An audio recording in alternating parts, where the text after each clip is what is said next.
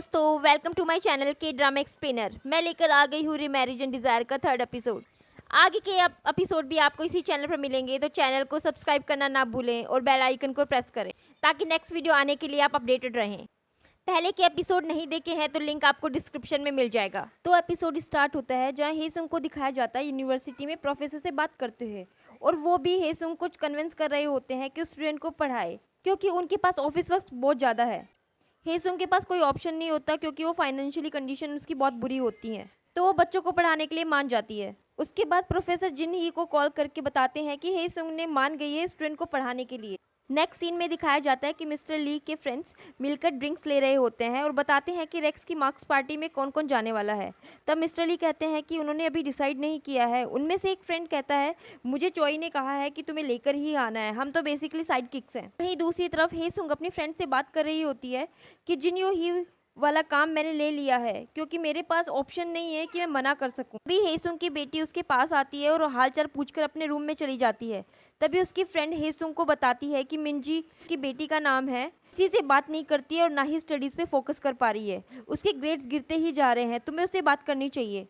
तो हेसुंग उसे next day अपनी यूनिवर्सिटी विजिट पर ले जाती है जहां वो उसे लाइब्रेरी, प्लेग्राउंड और जहां वो अपना लेक्चर देती है वो जगह दिखाती है। तब मिंजी उसे कहती है, मॉम मुझे आप पर गर्व है, इतना कुछ होने के बाद भी आप बहुत स्ट्रांग है। अब से मैं भी बहुत मेहनत करूंगी और अपनी स्टडीज़ में बहुत फोकस करूंगी। लास्ट में वो खाने के लिए उसे कैंटीन में ले जाती है जहाँ हेसुंग प्रोफेसर से मिंजी को मिलवाती है और बातों बातों में प्रोफेसर बता देते हैं कि ये जॉब जिनही ने ऑफर की थी। इस बात से उसकी बेटी बहुत ही गुस्सा हो जाती है और पूछती है कि जिस औरत ने हमारे साथ इतना बुरा किया है आप उसकी जॉब कैसे एक्सेप्ट कर सकती है, और वहाँ से भाग जाती है। वहीं रेक्स में मास पार्टी के लिए मीटिंग चल रही होती है जिसमें सारे मेंबर ये डिस्कस कर रहे होते हैं कि पार्टी में किस तरीके से क्या क्या चीजें होंगी। यहाँ ये भी डिस्कस हो रहा होता है कि ब्लैक मेंबर की आइडेंटिटी किसी भी तरीके से रिवील नहीं होनी चाहिए। कुछ देर बाद जिन्यो ही की मैनेजर उसे गाड़ी में मिलती है। तब जिन्यो ही उससे मिस्टर ली का नाम क्या होगा पार्टी में ये पूछती है।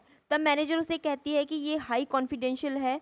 तब जिन्यो ही कहती है, यदि चोई को पता चला अब तक तुमने कितनी बार मेरे पैसे लेकर हेल्प की है तो वो तुम्हें नहीं छोड़ेगी, तो अच्छा होगा तुम मुझे मिस्टर ली की टैग आईडी बता दो। वहीं दूसरी तरफ रेक्स की सीईओ चोई को दिखाया जाता है जो जिनमिन और जिन्यो ही में कंफ्यूज होती है कि उसे किसका सपोर्ट करना चाहिए। तभी उसकी असिस्टेंट मैनेजर आकर बताती है कि वो दोनों एक दूसरे को जानती हैं क्योंकि हेसुंग का हस्बैंड और जिन्यो ही सेम कंपनी में काम करते थे। वहीं हेसुंग की बेटी मिंजी चुपके से अपनी मॉम के फोन से जिन्यो ही के नंबर निकालती है। फिर सीन दिखाया जाता है चोई के घर का जहाँ चोई के हस्बैंड जो बहुत रिच होते हैं पूछते हैं कि अब तुम्हें मेरे बेटे के लिए कोई डेट अरेंज करवानी चाहिए जल्द। वो कहता है कि मैंने एक मास पार्टी का कार्ड देखा था, वहाँ ले जाओ इसे, वो खुद अपने आप ढूंढ लेगा। पार्टी में जाने के लिए प्रोफेसर चा भी मान जाते हैं। अगले दिन दिखाया जाता है कि जिन्यो ही के पास मिंजी का कॉल आता है जो उसके बिल्डिंग के बाहर खड़े होकर उसे बाहर आने के लिए कहती है और तो एक नदी के किनारे चली जाती है। हाँ, मिंजी जिन्यो ही से कहती है कि मेरी मोम से दूर रहो। फिर जिन्यो ही कहती है,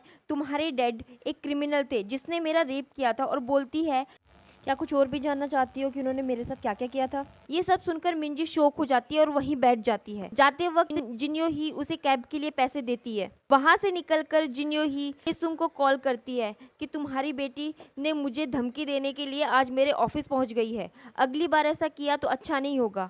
और हेसुंग अपनी बेटी को ढूंढने लगती है। जिन्यो ही जब घर जा रही होती है तो उसे याद आता है कि कैसे सनपिल योग ने उसे पहचानने से मना कर दिया था जब वो बचपन में उससे मिलने आई थी। कुछ देर बाद पुलिस स्टेशन से कॉल आता है कि मिंजी उन्हें मिल गई है। तब हेसुंग जल्दी से पुलिस स्टेशन जाती है जहां मिंजी को वो जख्मी हालत में देखती है, उसके घुटने पे चोट लगी होती है। तब मिंजी उससे पूछती है क्या पापा ऐसे बुरे इंसान थे। तब हेसुंग उसे समझाती है कि नहीं, पापा ऐसा काम कभी भी नहीं कर सकते थे। कुछ देर बाद हेसुंग के पास रेक्स की मैनेजर का कॉल आता है कि तुम क्वालिफाइड नहीं हो, फिर भी मैंने कुछ जुगाड़ किया है कि तुम मास पार्टी में आ सको क्योंकि जिन्यो ही भी आ रही है।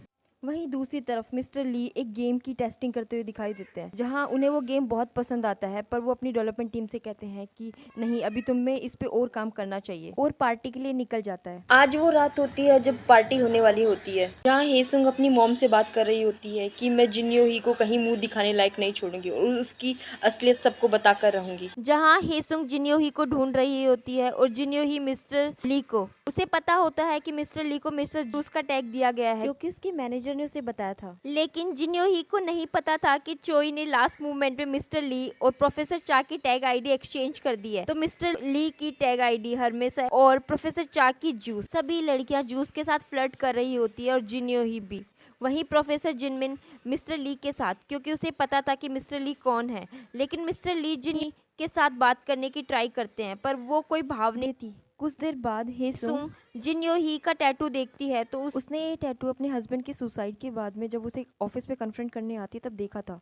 कुछ देर बाद हेसुंग और जिन्यो ही बाथरूम में मिलती है। वहीं हेसुंग जिन्यो ही की टैग आईडी देखकर बोलती है कि तुम्हारा नाम एप्रोडाइट है, जो गोडेस थी जो मैन को सिड्यूस करने के लिए जानी जाती थी। वहीं मिस्टर ली का बेटा घर पर स्टडी कर रहा होता है और उसकी मॉम उसे फ़ोन करती है पर वो पिक नहीं करता। तब उसकी मॉम को दिखाया जाता है जो सोच रही होती है कि मेरा बेटा मुझसे नफरत करता है और अपने बॉयफ्रेंड से कॉल करती है और बोलती है कि शायद मेरा बेटा मिस्टर ली से डरकर मेरे से बात नहीं कर रहा है और बोलती है कि शायद मेरा बेटा इसलिए फ़ोन नहीं उठा रहा क्योंकि मिस्टर ली घर पर हैं।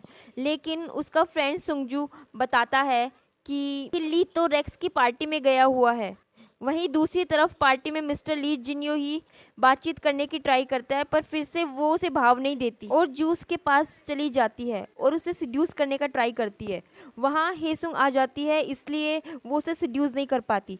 थोड़ी देर बाद मिस्टर ली और प्रोफेसर चा आपस में बात करते हैं और मिस्टर ली बार काउंटर पर हेसुंग को देखते हैं। हेसुंग की टैग आईडी अथीना होती है, उससे बात करने लगते हैं जहाँ हेसुंग बताती है कि वह बच्चों को पढ़ाती है और मिथोलॉजी में उन्होंने मास्टर्स किया है। और मिस्टर ली बताते हैं कि उन्हें गेम्स खेलना बहुत पसंद है और बनाना भी। तभी वहाँ जिनमिन और प्रोफेसर चा भी आ जाते हैं और अपने बारे में बताते हैं, जहां जिनमिन हेसुंग को नीचा दिखाने की कोशिश करती है लेकिन मिस्टर ली हेसुंग को सपोर्ट करते हुए कहते हैं कि मैं भी कभी अब्रॉड नहीं गया हूं। वहीं प्रोफेसर चा हेसुंग से कहता है कि अथीना तुम मुझे किसी की याद दिलाती हो, लेकिन उसकी अब शादी हो गई है और वो अपनी ज़िंदगी में बहुत खुश है। तब हेसुंग कहती है कि तुम मुझे मेरे एक्स बॉयफ्रेंड की याद दिला रहे हो। अब उसने मुझे धोखा दिया था, उसने अब्रॉड जाने के चक्कर में उसने मुझे बिना बताए ही मुझे छोड़ दिया था। तभी जिन्यो ही आ जाती है और प्रोफेसर चा से क्लोज होने का ट्राई करती है। कुछ देर बाद पार्टी खत्म हो जाती है और सबको एक साथ बैठा दिया जाता है, जहां एक लेडी अनाउंस कर रही होती है कि सब अपना मास्क हटाकर अपने बारे में बताएंगे और एक एप्लीकेशन का लिंक आपको भेज दिया गया है जहां पर आपको जो पसंद आया इंसान उसके बारे में आप बता सकते हैं। बारी बारी सबका नाम पुकारा जाता है। तभी एक लेडी बोलती है कि मैं अभी कंफर्टेबल नहीं हूँ और नेक्स्ट हेसुंग का नंबर आता है जो कहती है कि आज मैं आपको एक सच बताना चाहती हूँ जिसने मेरा सब कुछ ले लिया। और एपिसोड यहीं ख़त्म होता है दोस्तों। मिलते हैं नेक्स्ट एपिसोड में।